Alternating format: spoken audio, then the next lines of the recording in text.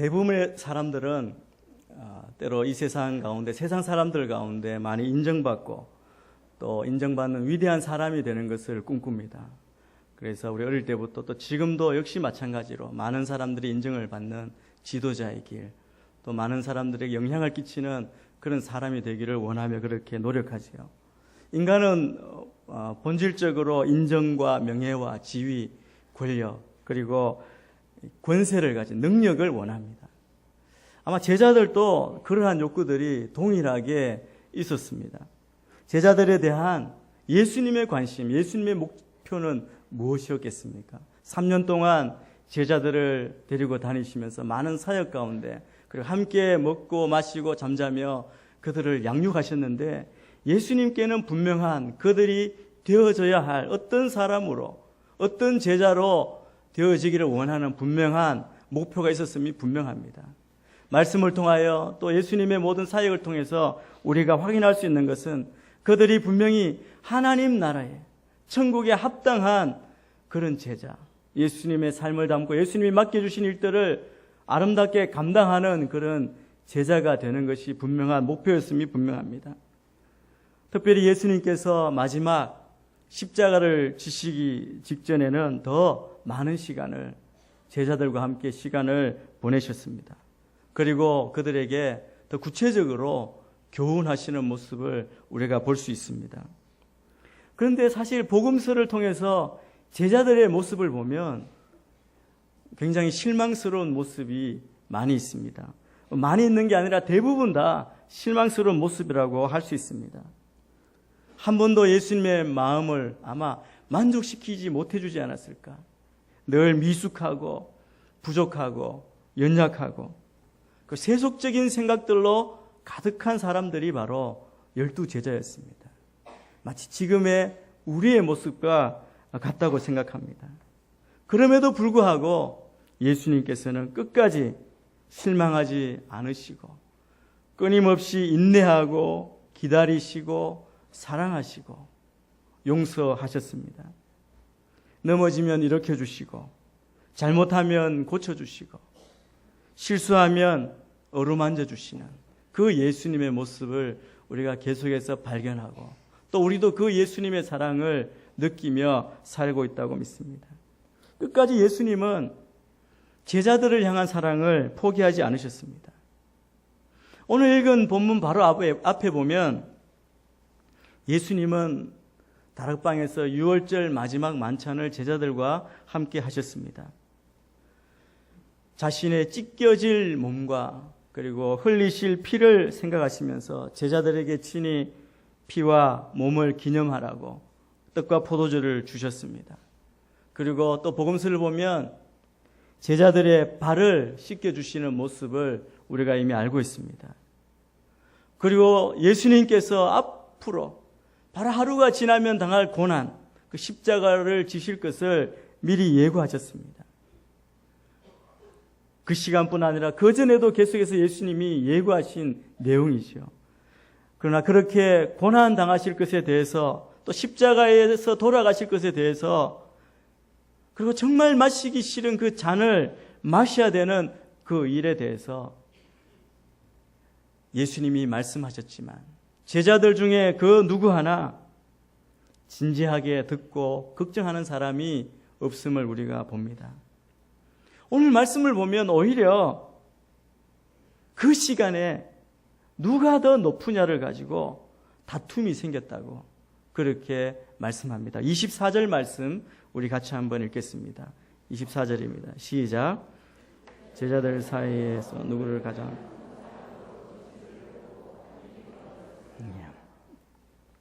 이 말씀을 보면 제자들이 아직도 영적으로 굉장히 미숙한 상태에 있음을 알게 됩니다. 이 말씀에 제자들의 관심이 어디에 있습니까? 그것은 누가 높으냐 하는 것입니다. 누가 크냐? 누가 서열이 앞에 있는가? 이것이 제자들의 관심이었습니다. 사실은 이것은 제자들만의 관심일 뿐 아니라 세상 모든 죄인들의 공통적인 관심사입니다. 대부분 누가 월급을 많이 받는지, 누가 더 많은 영향력과 권력을 가지고 있는가 하는 것이 굉장한 관심사이죠. 누가 겉으로 그렇게 표시하고 말하지는 않습니다. 아주 멋있게, 겸손하게 말을 하지만 그 내면을 파고 들어가면 결국은 자기 자리 문제입니다. 자기의 위치의 문제에 연연하고 있음을 우리가 볼 수 있습니다. 이것이 바로 세상의 관심사라고 말할 수 있죠. 그리고 이것은 죄인들의 관심사입니다. 그런데 이것이 모든 인간들을 불행하게 만들었습니다. 여러분, 우리의 삶 가운데 때로 불행하다는 느낌, 만족하지 못하고 불만족한다고 하는 이유는 대부분이 이 문제인 것 같습니다. 대부분 내 위치에 대한 불만족, 불행하다고 생각하는 것, 그 위치에 대한 갈등 때문에 일어나는 것입니다. 그 문제, 불만족, 불행이 영생을 소유하지 못했기 때문이 아닙니다. 예수님의 제자들도 이런 관심에서 벗어나지 못했기 때문에 오늘 말씀처럼 누가 높은지에 대한 다툼이 일어났습니다. 다시 말하면 내가 잘났다, 서로 잘났다고 하는 것이죠. 내가 예수님의 수제자다, 서로 그렇게 자기를 주장하는 다툼이 일어난 것입니다. 근데 오늘 이야기는 동일한 내용이 마태복음 20장과 마가복음 10장에 기록되어 있습니다. 마태복음 특히 20장 20절에서 28절을 보면 이 사건에 대해서 비교적 자세히 나오고 있습니다. 근데 그 말씀을 한번 찾아보겠습니다. 마태복음 20장 20절 21절 말씀 우리 한 목소리로 같이 봉독하겠습니다. 시작. 그때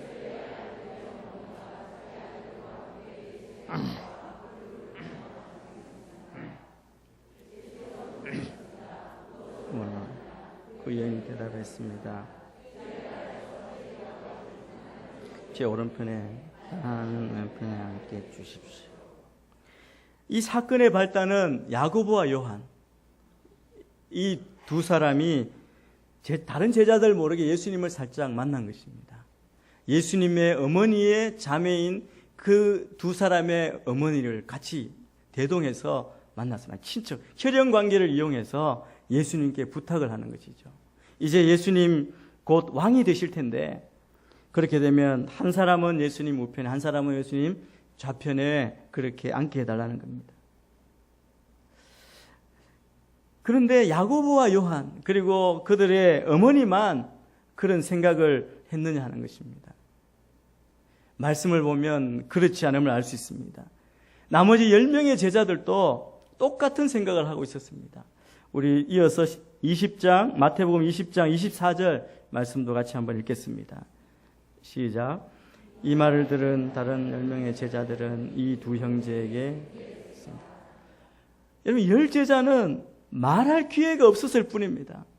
또 어떤 면에서 말하자니까 무슨 말 들을까 창피해서 좀 주춤거리고 있었을 뿐인데 실제로 이 사람들도 자기가 주의 좌편에 우편에 앉고 싶은 마음이 있었던 것이죠. 그래서 이 이야기를 듣고 화가 난 것입니다. 왜? 똑같은 마음을 가졌는데 먼저 이 두 사람이 먼저 갔다는 것 때문에 페어플레이가 아니라는 것이죠. 여러분, 말을 안 한다고 해서 침묵한다고 해서 다 거룩한 것은 아닙니다.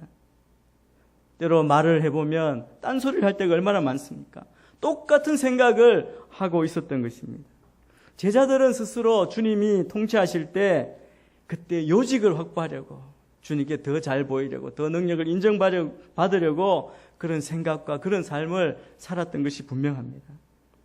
당시에 많은 사람들은 그 어려운 시대에 정치적인 메시아 그리고 경제적인 메시아, 사회적인 메시아가 오시기를 기다렸습니다. 자기들의 질병, 그 가난, 정치적인 혼돈 가운데 구원해 줄 메시아를 그들은 기다리고 있었습니다. 그러나 구약의 말씀, 구약의 예언대로 참된 메시아는 고난받는 종이라는 그런 사실을 인정하려고 하지 않았던 것이죠. 이것이 바로 예수님이 그렇게 사랑하셨던 예수님의 12 제자의 모습이기도 합니다. 여러분, 사람을 보면 누구든지 권력에 대한 욕구가 있습니다. 자기가 마음대로 자기 뜻대로 휘두르고 싶어 합니다. 어떤 모임이든 조직이든 나라든 다 그렇죠. 그래서 사람들은 권력을 위해서 지위와 부를 추구합니다. 그들은 사람들을 지배하고 권력을 행사하고 다른 사람들의 삶을 조종하고 싶어 합니다. 오늘 제자들 사이에 일어난 이 다툼이 일어난 이유, 이것도 다른 것이 아니라 바로 이런 종류의 권력을 추구한 것이라고 할 수 있습니다. 이 야고보와 요한에게 제자들이 분을 냅니다. 제자들이 분을 낸 것은 너희들은 왜 그렇게 불순하냐, 또 좀 더 거룩한 생각을 품을 수 없느냐, 그렇게 생각해서 분을 낸 것이 아니라 그들도 다 똑같은 생각을 갖고 있었기 때문에 로마를 예수님이 쳐부수고 이스라엘이 해방되면 모두들 다 한자리를 차지하려는 마음이 그 가운데 있었다는 것이죠. 그런데 제자들이 누가 크냐 작으냐 그렇게 다투고 싸우고 있을 동안에 예수님이 온 마음, 예수님의 머리를 꽉 채우고 있었던 생각은 바로 십자가였습니다. 바로 이 밤만 지나면 예수님이 이 땅 모든 백성을 위해서 십자가를 지셔야 하는 그 생각, 그것을 위해 오셨기 때문에 그 일에만 집중하고 계셨음이 분명합니다. 그런데 가장 가까이 있는 제자들이 자기 밥그릇만 챙기고 있습니다. 3년 동안 같이 다니고 적어도 그 뜻을 알만한데, 그리고 이 길을 주님은 같이 가고 싶으신데 제자들은 아직 전혀 준비가 되지 않았던 것이죠. 여러분, 오늘 말씀 뒤에 보면 이 일 바로 뒤에 예수님과 제자들은 감람산에 기도하러 올라갑니다. 그런데 그들은 무엇을 합니까? 예수님이 기도하실 동안 잠이나 자고, 베드로는 3번이나 예수님을 부인하고 나머지 제자들은 다 도망가고, 이런 일들이 벌어졌습니다. 예수님도 우리와 같은 성정을 가진 분이십니다. 여러분, 얼마나 예수님 마음이 절망스러우셨겠습니까? 허무했겠습니까? 오늘 말씀을 보면 그럼에도 불구하고 포기하지 않으시고 이 땅 가운데 남아있을 제자들이 어떻게 살아야 할지를, 또 우리에게도 어떻게 살아야 할지를 교훈하고 계십니다. 25절, 26절 말씀입니다. 여기서 예수님께서 제자가 되기 위해서 절대로 해서는 안 될 일, 꼭 해야 될 일을 말씀하십니다. 25절, 26절 같이 읽겠습니다. 시작. 예수께서 그들에게 다스리며 권세 부리는 자들은 자칭 백성들의 은인이라고 한다. 그러나 그것은 안 된다. 오히려 너희 중에 가장 큰 사람은 진 사람은 섬기는 사람같이 되어야 한다. 다투는 제자들에게 그들이 먼저 해서는 안 되는 일을 25절에 말씀합니다. 그것은 사람들을 다스리는 권세를 부리지 말라고 말씀합니다. 여러분, 이 이야기가 무슨 이야기입니까? 여기 보면 이방인의 왕들이 나옵니다. 이방인의 왕들, 즉 세상의 권력자들은 내가 말하는 대로 움직여라, 그것을 요구하고 있지 않습니까? 권력을 가진 사람의 공통점이죠. 말 한마디에 착착 움직이기를 원합니다. 그리고 그것이 바로 이 세상의 리더십의 핵심이라고 그렇게 알고 있습니다. 자기에게 영향력이 있어서 그 말 한마디에 사람이 죽기도 하고 그리고 살기도 하기를 바랍니다. 여러분, 이런 권력을 가진 사람 우리가 생각해보면 얼마나 짜릿하겠습니까? 다 말대로 움직이는 것. 사실은 이 맛이 있어서 사람들이 다 권력을 추구하려고 그렇게 모여들지 않나 생각합니다. 그런데 예수님은 오늘 우리에게 뭐라고 말씀하셨냐면 바로 이것을 하지 말라고 말씀합니다. 사람들을 다스리지 말라. 사람들을 팍팍 움직이게 하는 것, 그것을 즐기지 말라고 그렇게 말씀하십니다. 또 예수님이 하지 말라고 하신 또 하나는 백성들의 은인이라고 하는 칭함을 받지 말라는 겁니다. 주님의 제자, 또 리더가 되려는 사람은 사람들의 은인으로서 존경받고 칭찬받아서는 안 된다는 것이죠. 여기 은인이라고 하는 것, 세상 사람들은 자기가 은인이라는 칭함받기를 좋아한다는 것이죠. 자기가 도와줘서 또 또 기여가 되었기 때문에 그것을 인정받고 저분 때문에 내가 이렇게 되었습니다. 칭찬하고 존경하는 것. 그것 받기를 원하는 것이 세상의 리더라고 말할 수 있습니다. 그들의 원하는 목적은 뭐냐 하면 그는 위대한 사람이라는 인정을 받기를 원하고 관대하고 또 사려가 있고 세심하고 훌륭한 사람이라는 인정을 받기를 원하는 것이죠. 이 은인이라고 하는 이 헬라어 원어의 뜻을 보면 사실 이 은인이라는 뜻인데 이것이 어떤 때 쓰였냐면 아첨하는 방법으로 사용된 단어입니다. 이것은 로마 황제들이 자기가 다스리는 제국의 은인이라고 하는 그 은인이라고 부르도록 강압적으로 사용하도록 했던 단어입니다. 그래서 모든 사람들, 그들이 로마 황제의 덕분에 그 은혜에 따라서 우리가 이렇게 잘 살고 있습니다. 그것을 그 백성들의 입술로 계속 고백하고 찬양하도록 그렇게 시켰다는 것입니다. 그러나 예수님은 이런 이방 세상의 주권자들과 달리 우리가 어떤 사람이 되냐 반대로 숨기는 자가 되어야 한다고 그렇게 말씀합니다. 여러분, 우리에게 있어서 은인은 예수님 한 분이면 족한 것입니다. 모든 감사와 찬송은 예수님이 받으셔야 하는데 인간들이 가로챈다는 것이죠. 이 시대도 그렇지 않습니까? 리더들이 가로채고 목사가 종교 지도자들이 다 가로채고 있지 않습니까? 그렇게 하지 말라고 예수님이 말씀하십니다. 감사하는 마음을 가지는 것, 그것은 좋지만 오직 영광은 하나님께 돌려야 함을 말씀합니다.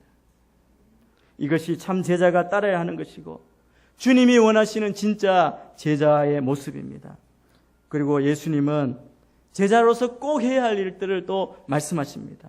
26절에 이렇게 말합니다. 너희 중 가장 큰 사람은 가장 어린 사람과 같이 되어야 하고 다스리는 사람은 섬기는 사람같이 되어야 한다. 여러분, 우리가 예수 믿는 자, 그리스도인으로서, 리더로서 꼭 해야 할 가장 첫 번째 일은 큰 사람은 어린 사람처럼 되라는 것입니다. 무슨 말입니까? 우리나라는 장유 유서가 분명히 지켜져 있지 않습니까?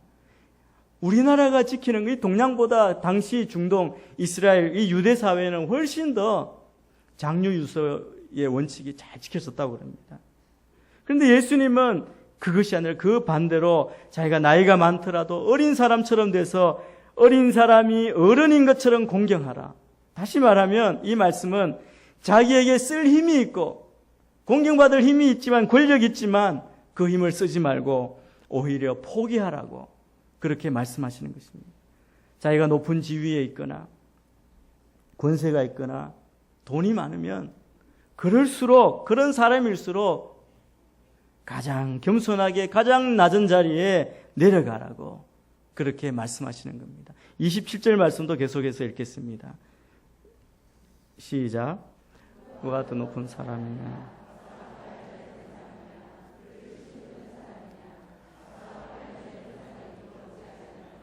그러나 나는 섬기는 사람으로 있다. 여러분, 세상의 기준으로 보면 아래 위가 확실히 구분되는 것들이 있지 않습니까? 세상은 다 그렇게 이렇게 질서가 잡혀 있는 것 같습니다. 지위가 높고 돈이 많고 학벌이 좋고 가문이 좋은 사람은 그렇지 않은 사람보다 분명히 이렇게 존경하고 크다고 생각하죠.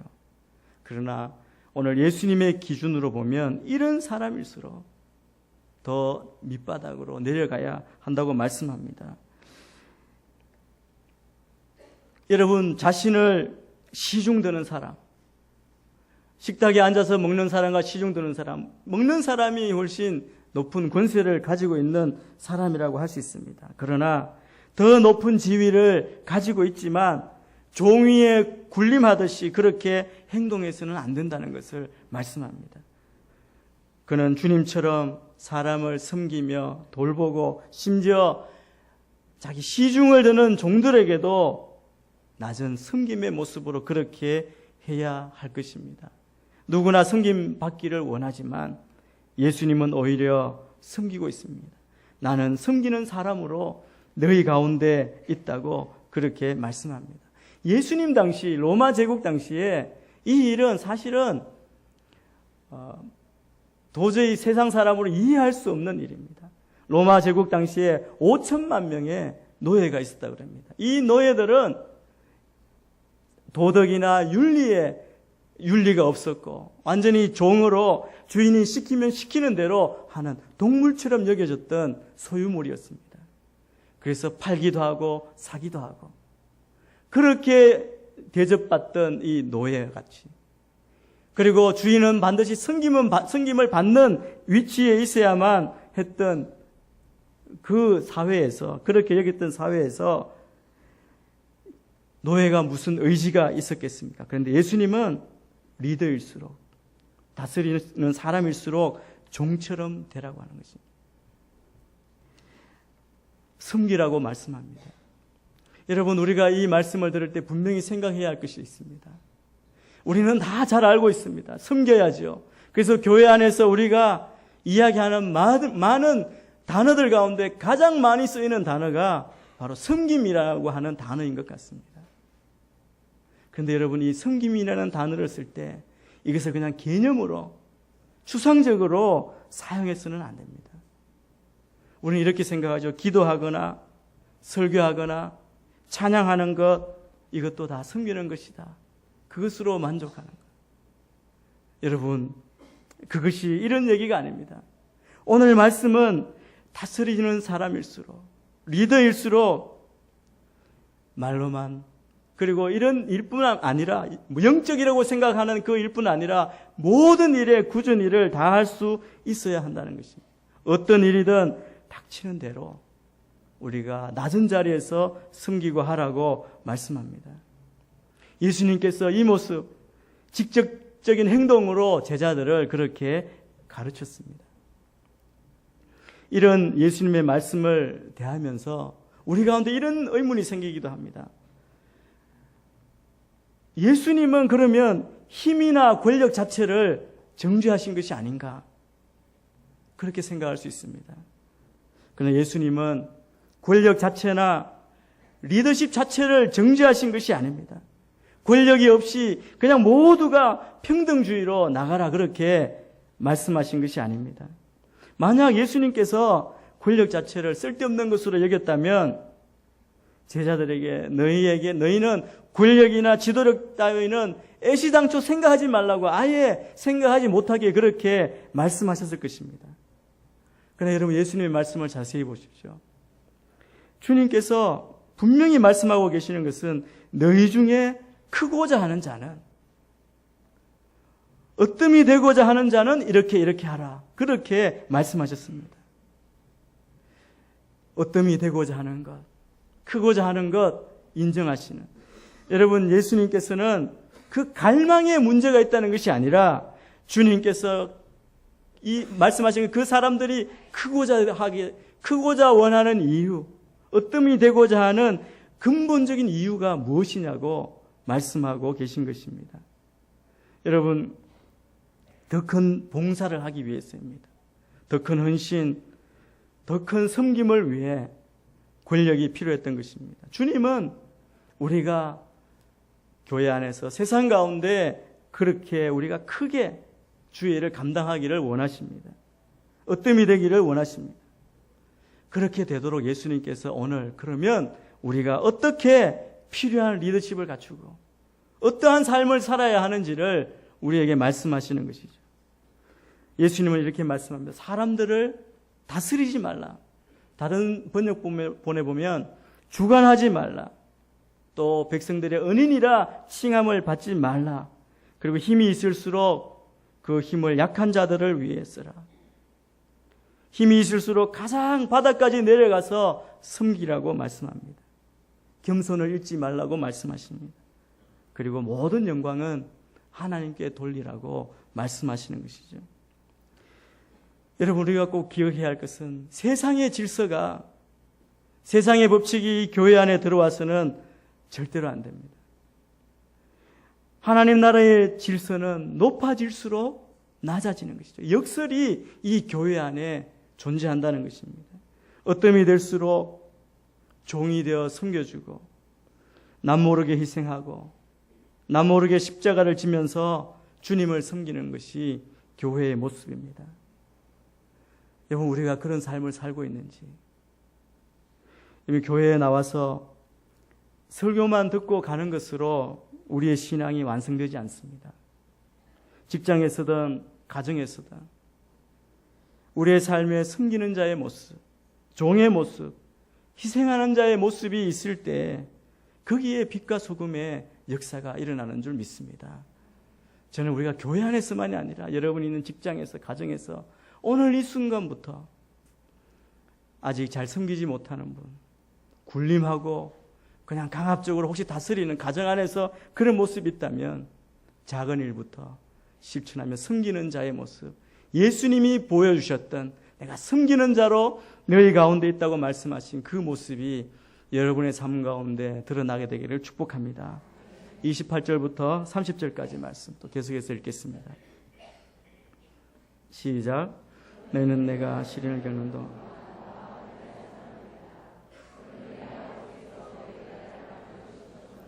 나도 너희에게 나라를 맡긴다. 너희는 내 나라 안에 들어와 내 밥상에 앉아 먹고 마시며 보좌에 앉아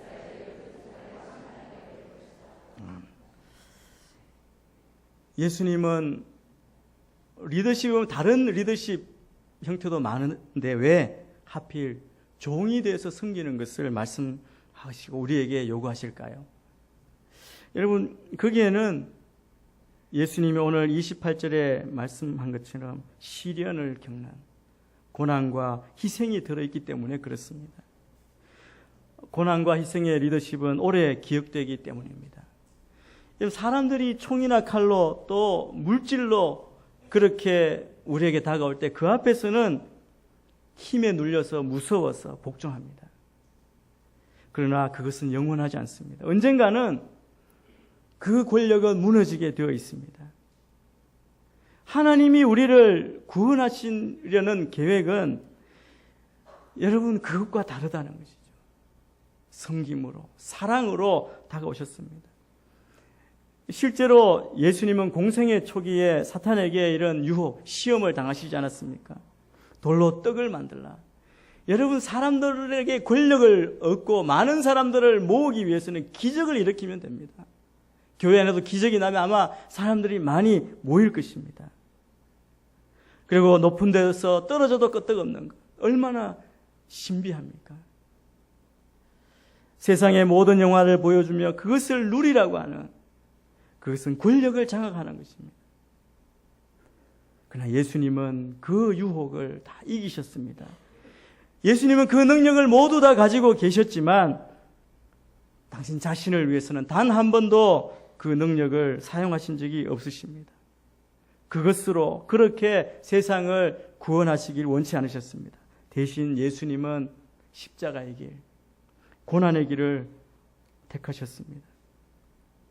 힘으로 잡은 권력은 사람들이 복종하지만 오래 갈 수가 없습니다. 그러나 고난은, 시련을 함께 했을 때 그것은 우리 기억 속에 영원히 남습니다. 그리고 그 고난받은 것 때문에 사랑하게 됩니다. 섬기는 리더십이 오래 가는 것은 거기에 고난이 있고 희생이 있기 때문에 그렇습니다. 그래서 많은 사람들을 짊어지고 가는 지도력, 그들을 품고 사랑하는 지도력은 오래 갑니다. 그럼 우리는 질문이 생길지 모르겠습니다. 이것이 세상 가운데, 세상에 있는 리더십에도 통하는가? 우리가 하는 사업 가운데에도 이러한 섬김으로 갔을 때 그것으로 이 사업이 성공할 수 있겠는가? 그래서 주저하고 세상의 방법을 따를 때가 얼마나 많이 있습니까? 그러나 여러분, 세상 가운데 자기 개발에 대한, 요즘 리더십에 대한 많은 연구가 이루어지고 있는데 거기에서 나오는 결론도 통한다는 것입니다. 이 세상 가운데도 섬김의 리더십이 얼마나 귀하고 능력이 있는가가 많이 나오고 있지 않습니까? 예수님은 이 땅의 모든 왕권을 가지고 계신 이 땅의 주인이십니다. 주인이 낮아지시고 고난받으시고, 그리고 제자들에게 마지막 말씀하신 것은 섬기는 자로 너희 가운데 있는 주님을 따르라는 것입니다. 그럴 때 이 왕국의 권력을 너희를 높이고 이 12지파를 심판할 권세를 너희에게 주겠다고 말씀하지 않습니까? 세상이 한 사람의 위대함을 평가하는 기준은 그 사람이 얼마나 많은 사람들에게 영향을 끼치고 지배하는지, 또 지적인 능력, 그리고 학문적 탁월성, 그가 얼마나 많은 기술을 가지고 있는지 그것을 가지고 평가하는지 모르겠습니다. 그러나 예수님께서 평가하시는 기준은 완전히 다릅니다. 예수님이 평가하시는 기준은 단순합니다. 그것은 우리가 얼마나 많은 사람을 도왔느냐 하는 것입니다. 예수님은 이 세상에 오신 목적을 우리에게 분명히 말씀하셨습니다. 이 말씀은 예수님이 자기 중심의 삶을 사시지 않았다는 것을 말합니다. 예수님의 관심은 오직 하나님이셨습니다. 하나님의 뜻을 이루기 위해서, 하나님의 영광을 위하여 예수님의 인생의 삶의 방향이, 그 삶이 결정되어진 것입니다. 여러분, 자기 자신에게 관심이 있는 사람은 언제나 문제에 쌓여 있습니다. 문제가 그렇게 많을 수가 없습니다. 또 감정적으로도 그렇죠. 섭섭한 것이 많고 그리고 갈등이 많습니다. 그러나 우리가 주님에게, 그리스도에게 관심이 있는 사람은 우리가 쓰임받는 사람, 부름받고 그리고 주의 일에 쓰임받는 사람이기 때문에 어느 곳에 있든지 어느 상황에 있든지 어떤 대우를 받든지 그것은 문제가 되지 않습니다. 사람들은 어떤 대우를 받느냐고 자기의 위치를 그렇게 결정합니다. 그러나 그리스도인은 어떻게 섬기느냐로 우리의 위상을 결정해야 합니다. 개인뿐 아니라 교회도 마찬가지입니다. 여러분, 우리 교회가 이 땅에 존재하는 것은 저는 섬기기 위해서라고 믿습니다. 여러분, 주일날 우리가 많은 차가 오고 또 주차로 봉사하시는 분, 섬기는 분들이 많이 있습니다. 우리가 이 땅 가운데 섬긴다고 하는 것은 우리의 질서 잡힌 모습, 양보하는 모습, 그리고 희생하는 모습을 보고 믿지 않는 사람들, 처음 교회에 나온 사람들이 그 모습에 감동하고 예수님께 마음 문을 열게 되는 것이죠. 자기보다 높은 사람을 섬기는 것은 쉽습니다. 자기보다 권력 있는 사람을 섬기는 것도 쉽습니다. 그러나 우리 아래에 있는 사람, 우리보다 힘들고 못한 사람을 섬기는 것은 어렵습니다. 그러나 거기에서 예수 그리스도의 모습이 나타납니다. 우리가 섬기려 할 때 섬기는 자가 되면 우리의 체면, 자존심, 우리의 권위가 다 문제가 될 것입니다. 그게 방해가 될 것이고 그것 때문에 우리가 섬기는 것을 주저하게 될지 모릅니다. 그러나 우리가 분명히 아는 것은 하나님 나라의 권위는 낮아지는 데 있습니다. 하나님 나라의 권위는 포기하는 데 있습니다. 영적인 원리는 우리가 정말 낮아지면 높아진다는 것이죠. 그냥 그 모습으로 따르던 사람이 우리를 마음속으로 존경하며 따르게 될 것입니다. 예수님은 섬기는 사람으로 우리 중에 계십니다. 이 예수님의 모습을 보고 우리는 예수님의 삶을 우리가 배워야 할 것입니다. 저는 우리 교회를 섬기면서 정말 귀하게 섬기는 분들을 많이 만났습니다. 그 섬기는 분을 통해서 제가 지금까지 많은 은혜를 받고 그 봉사, 하루 이틀 그냥 잠깐 기분으로 하는 것이 아니라 정말 주님의 사람으로 주님이 섬기는 자 가운데 있는 그 모습 보여주신 대로 섬기는 분들이 얼마나 많은지 모릅니다. 제가 12년 전에 어떤 분이, 그때는 제가 지금 이제 나이를 계산해 보니까 그때 연세가 한 50대 후반이셨던 것 같습니다. 그러면 땀을 흘리시면서 밀대걸레를 들고 이 주일날 그 복도를 닦고 그렇게 섬기셨습니다. 제가 왜 기억하느냐면 너무 땀을 많이 흘리시고 또 연세 드신 분이 한 번도 빠짐없이 변함없이 섬기시기 때문에 제가 그 시간에 사역하는 게 있어서 꼭 지나가면 꼭 그곳에 계시더라고요. 그래서 제가 그분이 누구인지 어떤 분인지 몰랐지만 그분이 그렇게 섬기는 모습을 보고 참 귀한 분이시다. 그래서 속으로 이런 생각도 했습니다. 아마 시간이 많으시니까 그렇게 하시나 보다. 10년여가 지나서 지금 최근에 다시 이렇게 그분과 함께 섬기는 부분이 있어서 이렇게 만났을 때 그분이 누구인지 알았습니다. 얼마나 바쁜 분이신지, 얼마나 사회적으로 존경받는 전문 CEO로 그렇게 기여하시면서 일하시는데 그 바쁜 시간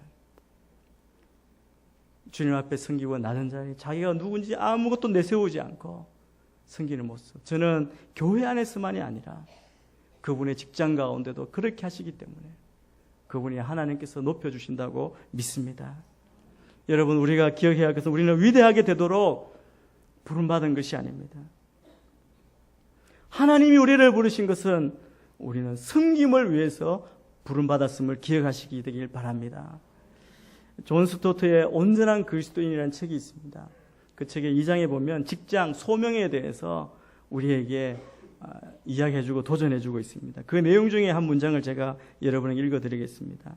섬김은 고결함에 이르는 디딤돌이 아니라 고결함 그 자체이며 하나님 나라에서 인정받는 유일한 고결함이다. 여러분의 삶을 섬기는 일에 바치라. 모든 그리스도인은 섬김으로 부름받았다. 여러분, 이렇게 말하고 있습니다.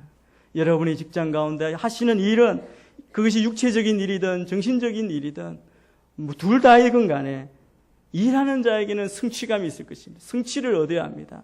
그리고 그 일을 통해서 공동체에는 유익을 주는 그런 일이 되어야 할 것이고 또 하나님께는 영광을 가져오는 것입니다. 그래서 다른 사람을 섬기는데 여러분의 모든 에너지를 다 쏟아야 할 줄 믿습니다. 예수님의 닮은 모습, 예수님의 그 모습대로 섬김으로, 이 섬김 때문에 오는 참 평강이 여러분 일생 내내 함께 하시기를 예수님 이름으로 축원합니다. 기도하겠습니다. 하나님 아버지, 우리의 모습은 여전히 제자들처럼 세상에 빠져 있고 아직 죄의 뜻을 알지 못하고 우리 자신에 빠져 있는 모습을 보게 됩니다. 우리의 힘으로는 너무 부족하고 연약합니다. 이 시간에 우리 모든 성도들 가운데 성령으로 임하여 주옵소서. 성령으로 충만케 하셔서 놀라운 영적인 비밀을 깨닫고 주의 삶의 참 모습을 닮아가는 참 제자의 삶을 살게 하여 주옵소서. 우리를 섬김으로 불러주셨사오니 어느 곳에 있든지 그리스도의 향기를 바라는 섬기는 자로, 낮아지는 자로, 겸손한 자로 주의 영광을 드러내는 주의 백성이 되게 하셔서 우리의 이 섬김으로 일생 내내 주님이 주시는 참 평강과 소망이 넘치도록 인도하여 주옵소서. 예수님 이름으로 기도합니다. 아멘.